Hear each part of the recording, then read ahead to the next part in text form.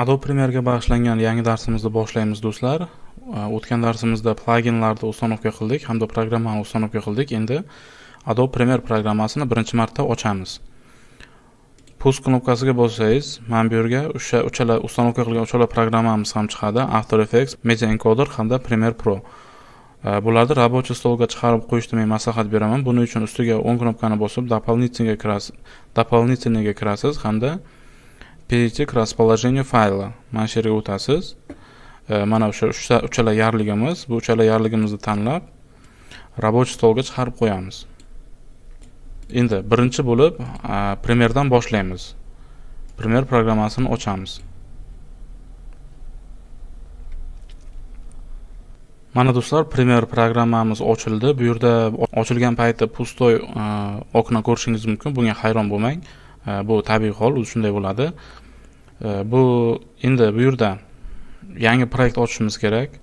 Yangi proyekt ochish uchun mana bu ekranda yuqori qismidagi chap tarafdagi file tugmasiga bosib new project qilasiz yoki Ctrl Alt New qilish kerak. Shundan so'ng mana bunaqangi okna ochiladi. Bu yerda name deyapti. Siz proyektingizga nom berishingiz kerak. Boshlaydigan proyektingizga. Masalan, men video montaj deb qo'yaman.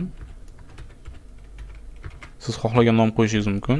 Va ikkinchisi location deyapti. Ushbu proyekt qayerda joylashishini so'rayapti sizdan. Bu yerga browse knopkasiga bosamiz hamda moy kompyuterdan D diskdan proyektlaringizni hammasini bitta joyda saqlash uchun men alohida papka ochib qo'yishingizni maslahat beraman. Men masalan o'sha D diskda alohida papka ochib qo'yganman, Premiere Projects degan papka va o'zimning barcha proyektlarimni mana shu papkada saqlayman. Bu juda ham qulay bo'ladi sizga. Siz xohlagan vaqtingizda xohlagan proyektingizni ochib o'sha proyekt bilan ishlashingiz mumkin. Mana shu Premiere Projects degan papkada biz yangi papka ochamiz. Masalan, video montaj degan papka ochaman.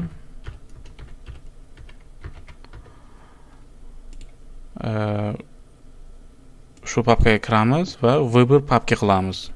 Bo'ldi. Endi keyingi punkt.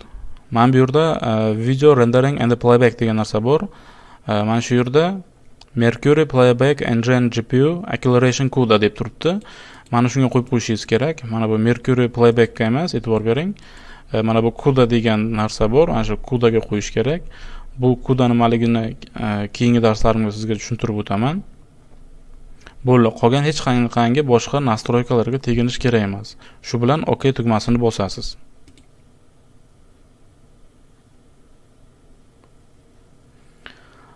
Va mana tabriklayman do'stlar, Premiere programmamiz ochildi. Buni umumiy ko'rinishi mana shunaqangi. Endi esa programmani interfeysi bilan tanishamiz.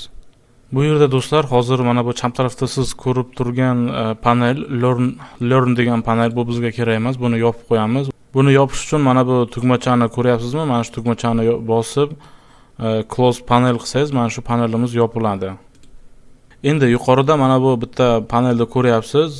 Bu yerda mana bu Learning, Assembly, Editing degan panellar bor. Shu panellarni bosish orqali siz programma interfeysini o'zgartirish mumkin. Masalan, editing bu montaj degani, montaj uchun moslashtirish, color rang degani rang berish uchun moslashtirish mumkin yoki effects degani o'sha maxsus effektlar berish uchun moslashtirib olish mumkin mana shu panel orqali. Lekin men o'zingizni shaxsiy panelingizni yaratishni men maslahat beraman. O'zingizga ma'qul bo'lgan interfeysda yaratib olish kerak. Buning uchun bu panel bizga hozircha kerak bo'lmaydi. Buni yopib qo'yamiz. Buni mana shunday qilib, mana bu X ga bosamiz, yopiladi. Bu panel bizga kerak bo'lmaydi. Endi sizga hozir asosiy eng kerakli bo'lgan ishlatiladigan panellarni men sizga aytib o'taman. Bu yerda mana bu program paneli qoladi. Chap tarafda mana bu source degan panel kerak emas, buni yopib qo'yamiz. Effects control paneli qoladi. Audio clip mixer bu ham kerak emas. Metadata bu ham kerak emas. Bu panellarni yopib tashlaymiz. Shuningdek, mana pastga o'tamiz. Bu yerda mana bu project degan panel bor. Mana shu project panelini ustiga shunday bosib siz chekkaga siljitishingiz mumkin.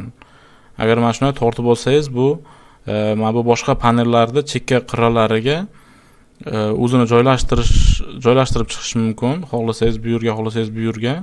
Lekin buni biz tortib olib kelamizligini mana shu eng burchakka yopishtirib qo'yamiz. Mana shunday qilib qo'yib yuboramiz. Keling yana boshqatdan ko'rsatay sizga. Agar bu mana bu yerda turadi. Mana shu panelda ushlaymiz, mishka bilan ushlaymiz, qo'yib yubormasdan tortamiz. Tortib olib kelib, mana shu oxirgi panelga qo'yib yuboramiz. Endi mana bu chekkadagi qirralar orqali mana shunday siljitish mumkin. Panelda sal bundayroq qilib qo'yaylik. Buni ham tortib qo'yamiz. Endi bu yerda mana bu qismga o'tamiz, mana bu panelga. History kerak emas, markers kerak emas, effects qoladi, info bu ham kerak emas, library bu ham kerak emas, media browser bu ham kerak emas. Endi mana bu effects degan panel qoldi. Mana shu effects panelini ham tortib, mana bu yerga qo'yishni men maslahat beraman. Endi buni sal mana bu panelni ochamiz, bunisini esa sal mana shunday qilib qo'yamiz, effects panelini. Effects control bu yerda qoladi va oxiri mana bu yerda timeline paneli, sekvensiya, ya'ni sekvenslar uchun mo'ljallangan panel. Mana shu eng asosiy kerak bo'ladigan panellar. Yana bitta panel kerak bo'ladi bizga. Hozir uni chiqarib olamiz. Bu lumetri paneli. Uni chiqarib olish uchun mana bu tepada window oknosiga kirib, lumetri color mana shu lumetri colorga bosamiz va mana ko'ryapsiz, mana bu yerga yangi okna paydo bo'ldi, panel. Ushbu panelni olib mana bu yerga qo'yib qo'yamiz. Mana bu project panelning yoniga qo'yib qo'yamiz. Buni sal tortib qo'yaylik. Mana shunchalar bo'ladi. Xo'sh. Project paneli hamda lumetri paneli. Agarda siz shu panellarni joyini o'zgartirish vaqtida har xil tushunmovchilik holatlari kelib qolsa, masalan, joylarni o'zgartirib qo'yishingiz mumkin yoki bironta panelni yo'qotib qo'yishingiz mumkin yoki sal biron joyga neto joylashib qolishi mumkin. Umuman masalan sizga kerakli bo'lgan panellarni yo'qotib qo'ysangiz, masalan, tasodifan yopib qo'ysangizda, uni topish juda ham oson, hammasini joy-joyiga keltirib chiqish mumkin. Buning uchun window menyusiga o'tib tepadan workspace menyusiga kiramiz hamda mana bu yerda reset to save layout mana shunga bossangiz, hamma layoutlar mana o'z joy-joyiga keladi. Siz mana shu window workspace reset to save layout orqali interfeysni o'z holatiga keltirishingiz mumkin.